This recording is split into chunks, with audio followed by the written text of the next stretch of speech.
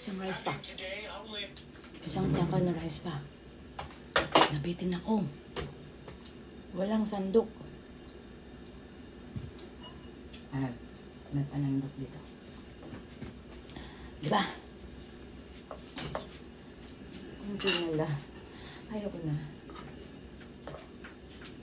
Ayoko na. Sige pa. Kain pa more. Sarap talaga guys. Wala akong kalaban. Talaga naparami ako talaga.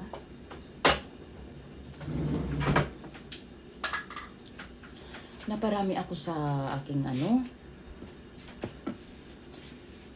Naparami ako sa aking breakfast guys. Yung tuyo.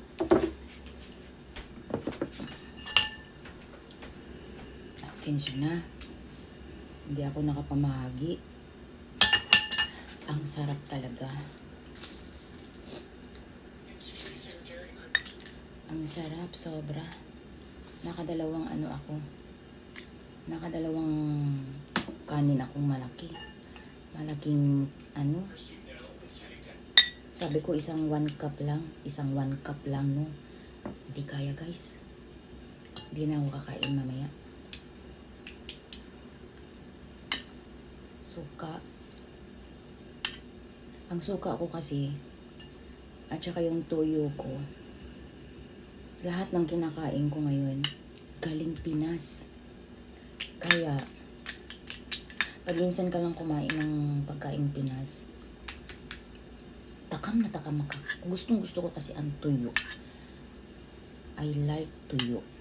Hindi siya maalat guys ang tuyo. Tsaka maliit siya. Ang liit niya. First time lang ako nakakita ng maliit. Sobrang liit niya. Oh, tapos walang kaliskis kaya ang sarap. Ang partner ko ay tuba na suka galing sa Pinas, sa Davao. Ang sarap. Salamat sa iyo, be. Sponsor ko. First time nakain ng suka. Ilang years na.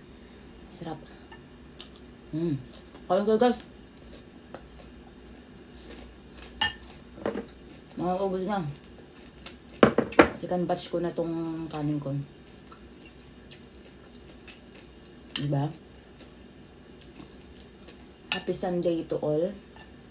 Have a nice day to all. Ang dami ng aking almusal kasi medyo late na akong gising.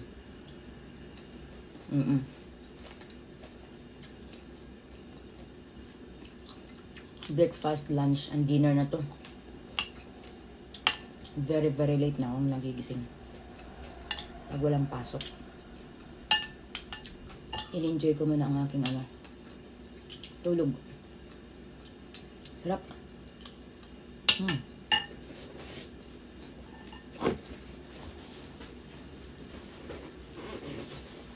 Kain guys, kain na kayo.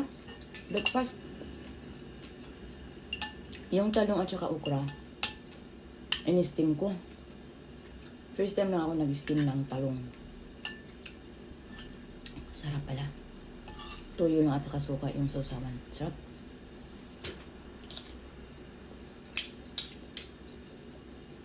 Hindi na ako makahinga, guys. Sobrang ko na. Na-overdose na. Sobrang busog ko na. Sige pa. Gusto ko pang kumain.